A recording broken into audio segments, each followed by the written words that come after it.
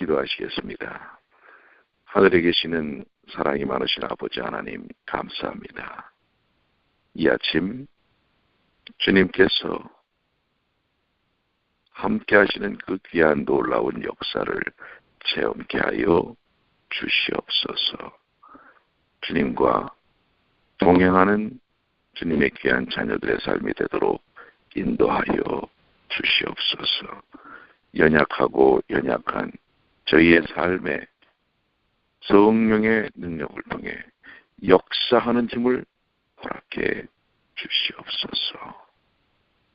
지금 이 시간 하나님의 말씀을 펼칠 때 그 말씀의 깊은 은혜가 저희를 사로잡을 수 있도록 저희의 마음을 활짝 열어 주시옵소서. 우리 주님 예수님의 이름으로 간절히 기도 올리옵나이다. 아멘. 오늘은 과정 제11과 예언의 기별입니다. 기억절의 말씀, 너무도 유명한, 우리도 익숙한 계시록 14장 6절로 7절에 있는 말씀입니다. 또 보니 다른 천사가 공중에 날아가는데 땅에 거주하는 자들 곧 모든 민족과 족속, 종족과 방언과 백성에게 전할 영원한 복음을 가졌더라. 그가 큰 음성으로 이르되 하나님을 두려워하며 그에게 영광을 돌리라. 이는 그의 심판의 시간이 이르렀음이니 하늘과 땅과 바다와 물들의 근원을 만드신 이를 경배하라 하더라. 아멘.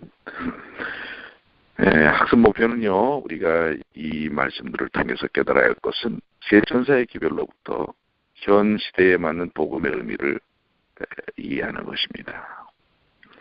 느끼기는 매일의 삶에서 하나님의 임재를 경험하는 것입니다. 하나님의 임재를 경험하는 것입니다.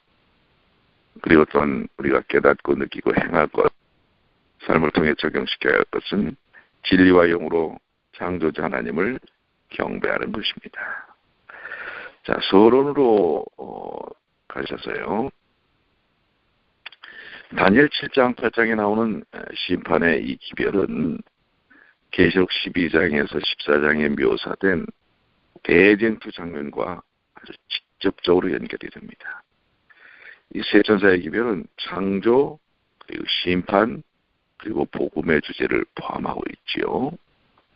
그것을 통해서 예수님의 재림을 준비하라는 하나님의 긴급하고 최종적인 호소를 제시하고 있는 것입니다. 이 초치천사의 기별은 진정으로 영원한 복음입니다. 왜냐하면 헛된 일을 버리고 천지와 만물과 그 가운데 만물을 지으신 살아계신 하나님께로 돌아오라는 백성들에게 전했던 사도들의 기별과 동일하기 때문에 그렇습니다. 계시록에서 복음이라는 낱말이 여기에만 등장한다는 사실을 여러분들 한번 좀 관심을 가지시고요. 그것은 그만큼 기별의 중요성을 강조하는 것입니다. 우리는 종말 사건에 대하여 무엇을 전하든지 복음이 핵심이라는 사실을 기억해야 할 것입니다. 자, 일요일 주제입니다. 실망의 때. 밑으로 내려가셔서 교훈입니다. 계시록 10장은 다니엘서의 예언을 이해한 사람들이 실망을 경험할 것이며 다시 예언해야 할 사명이 있음을 일깨워 주었다는 것입니다. 이 계시록 10장에서의 이 실망의 모습이 나옵니다. 이 계시록 10장을 한번 읽어보시면 작은 두루마기를 가진 천사의 기별이 무엇입니까? 여기서 다시 예언하라는 말은 무슨 뜻입니까? 10절로 11절에 보면 내가 천사의 손에서 작은 두루마리를 갖다 먹어버리니 내 입에는 굴같이 다나 먹은 후에 내 배에는 쓰게 되더라. 그가 내게 말하기를 내가 많은 백성과 나라와 방언과 임금에게 다시 예언하여야 하리라 하더라. 이 뜻이 무엇일까요? 이것은 그 속에 펴 놓인 작은 책을 갖다 먹으라는 기별이며 이것은 다니엘서입니다. 그것을 먹었을 때, 그것을 깨달았을 때 입에는 달았지만 배에는 쓰게 결국 그것에 대한 적용이 잘못된 것입니다. 그리고 잘못 깨달은 것을 다시 예언해야 한다고 하는 것입니다. 다시 그 부분에 대하여 온전한 이해를 갖고 그것이 주는 본질적 의미를 깨닫게 된다고 하는 것입니다. 다니엘서를 이해한 사람들이 왜 큰 실망을 경험해야 했습니까? 그 이유가 무엇이었죠? 2300주야 예언에 대하여 잘못 이해하였습니다. 그래서 성소 정결에 대해서 오해했기 때문인데 그때만 해도 성소 정결에 대한 의미를 정확하게 파악하지 못한 것입니다. 그들은 하늘 성소에 대해서 몰랐기 때문에 그런 실패를 맛보았던 것입니다.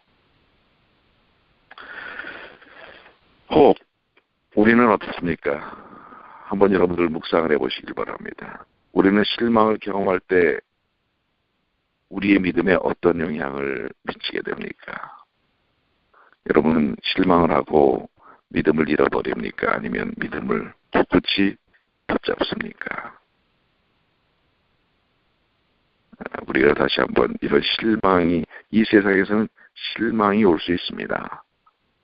그럴 때 여러분은 어떤 삶의 선택을 하시겠습니까? 그리고 여러분이 실망할 때 도움이 될 만한 성경의 약속은 또한 무엇인지 항상 그 성경의 약속들을 찾아 놓으시고 기억하시고 적용하시기 되길 바랍니다. 둘째 날 월요일입니다. 하나님을 두려워하라. 교훈으로 내려가시면 하나님을 두려워하는 마음은 그분에 대한 경외심과 존경을 의미하지만 때로 죄인들의 마음을 돌이키기 위한 공포와 경고의 의미가 될 수 있다고 하는 것입니다. 이 하나님을 두려워하는 마음은 하나님을 사랑하고 따르는 사람들이 받아들이는 느낌과 죄인들이 느끼는 느낌이 조금은 다를 수가 있죠. 자, 그러면 여기 첫째 천사의 기별은 하나님을 두려워하라고 말하고 있습니다. 이 뜻이 무엇입니까? 14장 7절에 그가 큰 음성으로 이르되 하나님을 두려워하며 그에게 영광을 돌리라. 이는 그의 심판의 시간이 이르렀음이니 하늘과 땅과 바다와 물들의 근원을 만드신 이를 경배하라. 두려움이란 두 가지로 이해될 수 있습니다. 첫째는 존경과 경외의 뜻을 가진 두려움입니다. 첫째 천사가 우리의 주의를 끌려고 했던 두려움이란 바로 이런 종류입니다. 하나님을 두려워하는 자들은 그분 안에 있는 진실한 성도들입니다. 하나님을 두려워한다는 것은 곧 그분께 영광을 돌리며 그분을 찬양하고 그분께 순종하며 그분의 이름을 영화롭게 하는 것입니다. 둘째로 하나님이 조만간 이 세상을 심판하리라는 공포심에서 비롯된 두려움이 있습니다. 신앙이 없는 자들에게 심판의 기별은 공포의 기별과 같은 것입니다. 이렇듯 두려움은 두 가지 의미를 갖고 있다는 것 다시 한번 우리가 마음속에 새겨보시고요. 자, 여기 첫째 천사의 기별을 한번 정리해 보겠습니다. 첫째 천사의 기별은 하나님을 존경하고 경외하라는 뜻이고요. 하나님께 영광을 돌리며 찬양하고 순종하라. 하나님을 재판장과 창조주로 인정하라고 하는 것입니다. 그리고 하나님께 경배하라. 하나님의 엄중한 심판에 대하여 경고하고 있습니다. 최종적으로 하나님께로 돌아오라고 하는 기별입니다. 이것이 첫째 천사의 기별들이었습니다. 자, 우리는 정말 하나님을 두려워하는 마음으로 그분에 대한 경외심과 존경을 갖고 주님을 믿고 따라야 할 것입니다. 묵상입니다. 여러분은 하나님에 대하여 두려워하십니까? 그 두려움은 어떤 또한 종류입니까?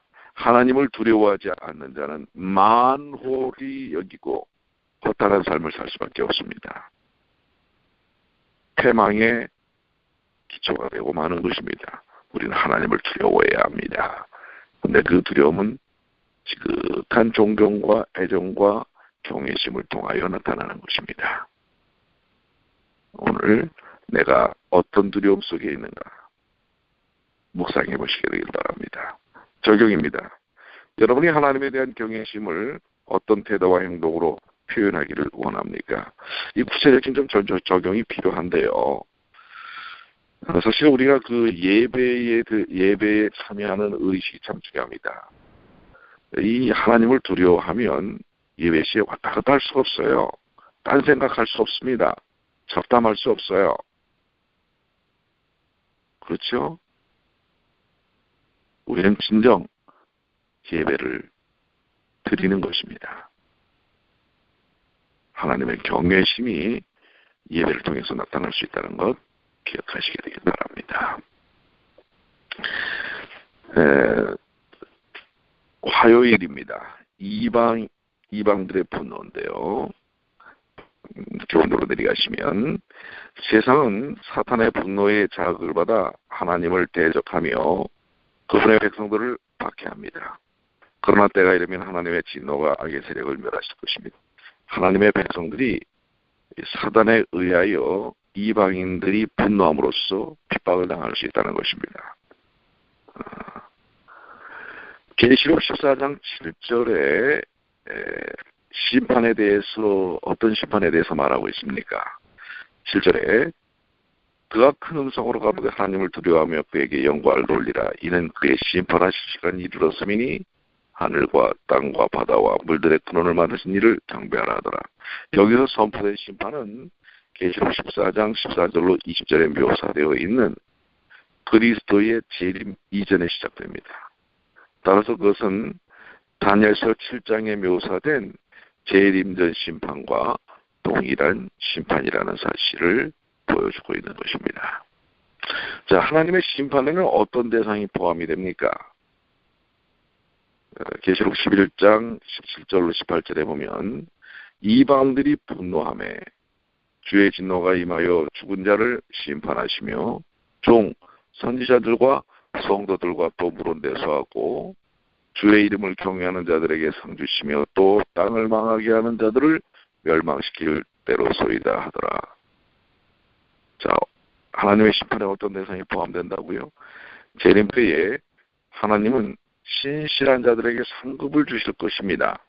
그리고 최종적으로 죽은 자들을 심판하고 악을 제거하실 것입니다.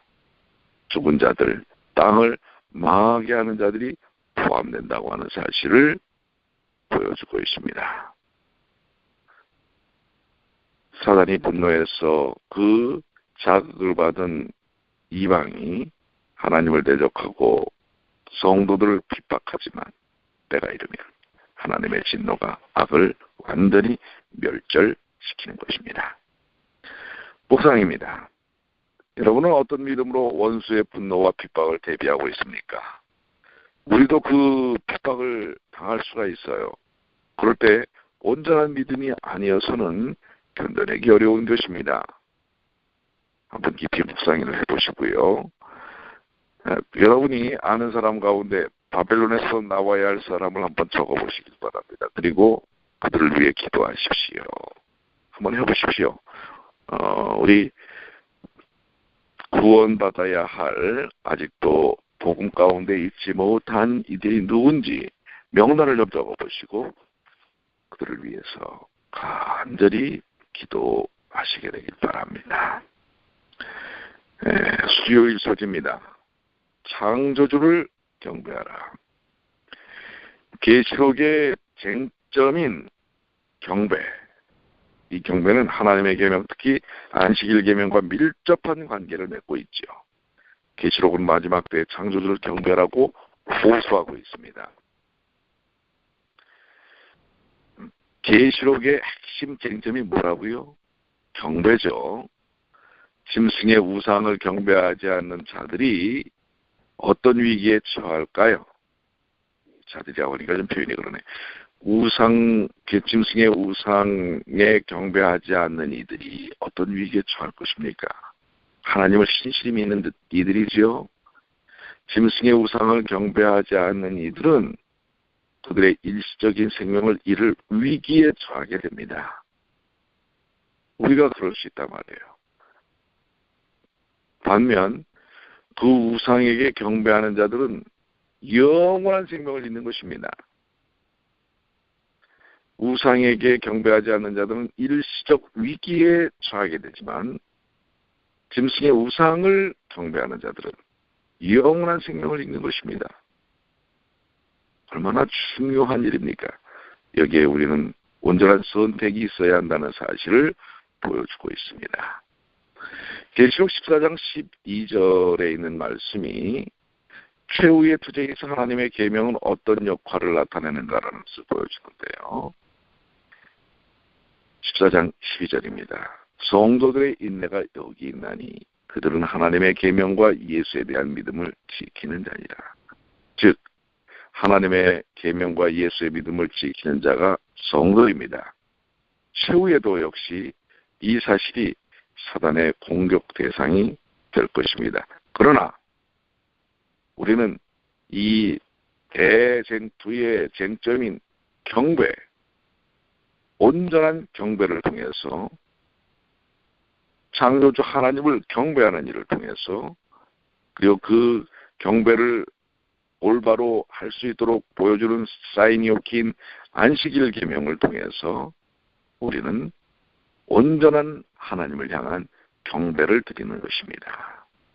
이것이 오늘 우리의 삶 속에 매우 중요하게 다가와야 할 것이고요. 여러분은 안식일 준수를 얼마나 중요하게 생각합니까?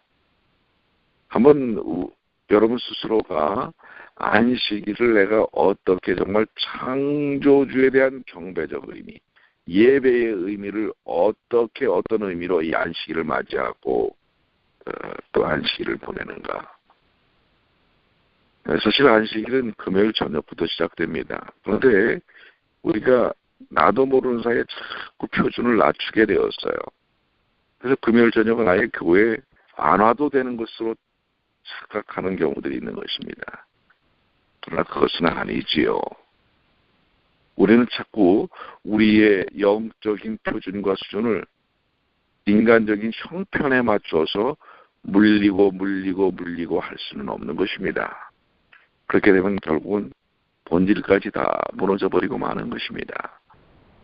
그렇기 때문에 우리는 말씀 그대로 따라야 하고자 할 것입니다.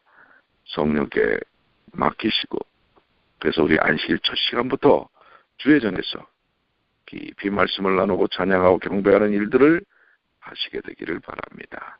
그리고 이 사실을 이웃들에게 또 우리 성도들에게 나누어 주시길 바랍니다. 적용인데요. 창조주와 더 깊은 교제를 나누기 위해 여러분은 어떻게 안식일을 지키기로 결심하십니까? 한번 여러분의 결심을 다짐어 보시게 되기를 바라고요. 자, 이제 우리 목요일입니다. 성도의 인내입니다. 우리 내리하시면 둘째와 셋째 천사의 기별은 마지막으로 바벨론에서 나오라고 호소하며 하나님의 남은 백성의 특징이 하나님의 계명과 예수 믿음이라고 강조하고 있죠. 자, 성도들이 하나님 편에 굳게 서도록 도와주는 것이 무엇입니까? 무엇이지요? 하나님의 계명은 하나님의 품성의 사본입니다. 계명을 통해서 하나님의 품성인 절대적 사랑에 감동될 때 하나님의 계명 안에 있도록 해줍니다. 뭐 이 말이나 저 말이나 비슷한 말씀 같은데요. 하나님의 계명과 예수의 믿음을 지킬 때 하나님 편에 굳게 서 있도록 합니다. 자, 계명을 지키는 게 우선일까요? 하나님의 사랑을 느끼는 게 우선일까요? 하나님의 사랑을 느끼는 게 우선입니다. 그런데 하나님의 사랑을 느끼면 계명을 지키게 됩니다. 근데 여러분들, 계명은 내가 지키지 않아도 돼라고 하는 것은 어불성설입니다. 계명은 지켜져야 합니다. 왜요? 우리가 하나님의 사랑을 아는 사람들이기 때문에 그렇습니다. 하나님을 사랑하면 그의 계명을 지키는 이라고 했습니다. 하나님의 사랑을 아는 것을 계명을 지킴으로 표현되게 되어 있다는 사실입니다. 여기서 예수 믿음이란 또한 무엇입니까? 예수 믿음이란 예수님의 품성에 대한 신뢰입니다. 절대적 사랑의 품성에 대한 감동이 하나님을 신뢰하게 하고, 하나님을 신뢰할 때 외부적, 내부적 어려움에서 이길 수 있는 힘이 됩니다. 오늘 여러분들 지금 공고함 가운데 계십니까? 예수의 믿음 속에서 그분의 사랑의 품성 속에 역사하는 능력을 체험하시게 되길 바랍니다. 예수 믿음은 예수님에 대한 신자들의 믿음을 의미할 수도 있고, 신자들을 신실하게 이끄는 예수님의 믿음을 의미할 수도 있습니다. 셋째 천사의 기별은 우리의 시선을 곧장 그리스도께로 향하게 합니다. 그분의 공로와 충성을 통해 하나님의 백성은 인내하며 그분의 계명을 지키게 되는 것입니다. 묵상입니다. 여러분은 사탄이 하나님의 계명을 지키며 예수 믿음을 지키는 자를 왜 싫어한다고 생각합니까? 왜 싫어하죠? 당연히 자기에게 반한 것이기 때문에 그렇습니다. 그리고 그들이 하나님의 품성을 드러내기 때문에 그렇습니다. 우리는 사단이 아무리 강력한 도전을 해온다 할지라도 주님을 사랑하는 사랑과 믿음을 통해 꿋꿋이 이겨내시는 주의 귀한 가족들이 되시게 되길 바랍니다. 적용입니다. 사탄의 공격에 굴복하지 않고 끝까지 인내하려면 어떤 믿음이 필요하다고 생각합니까? 어떤 믿음이 필요합니까? 자, 여러분이 한번 적용해 보시고요. 자, 요약을 좀 해보겠습니다. 이 영원한 복음, 세 천사의 기별. 이것은 계시록 10장에 나타나 예언을 통해서 나타나 일어난 복음을 말씀하고 있는 것인데, 이 복음을 전하라고 하는 것이지요. 첫째 천사의 기별은 하나님을 두려워하라라고 하는 것입니다. 하나님을 대적하며 그분의 백성들을 박해하는 자들의 결말이 분명히 나오지요. 여러분 그것을 기억해야 합니다. 우리는 어디에 서 있어야 합니까? 계시록의 마지막 쟁점인 경배의 대상이 창조주이심을 우리는 기억하고 그분을 경배해야 하는 것입니다. 하나님의 남은 백성은 예수 그리스도의 십자가의 보혈을 통하여 하나님의 계명과 예수의 믿음을 지키는 자들입니다. 여러분들, 제천사의 기별은 마지막 시대의 큰 기만에 대비하고 예수님의 재림을 맞이하도록 백성들을 준비시킵니다. 이 기별에 대한 태도에 따라 생명과 죽음의 문제가 갈리게 되는 것입니다. 여러분의 귀한 삶 속에 오늘 주어지신 귀한 복음의 말씀, 예언의 기별이 적용되어지고 체험되어지고 나누어지는 경험을 갖게 되시기를 간절히 축원합니다. 기도하시겠습니다. 하늘에 계신 아버지 하나님 감사합니다. 오늘 주신 우리 제11과의 말씀을 통해 저희들 이 말씀이 어떤 의미인지 다시 한번 분명히 깨닫게 해주시고, 세 천사의 기별을 통해서 저희들이 신앙의 본질이 올바로 설 수 있도록 도와주시옵소서.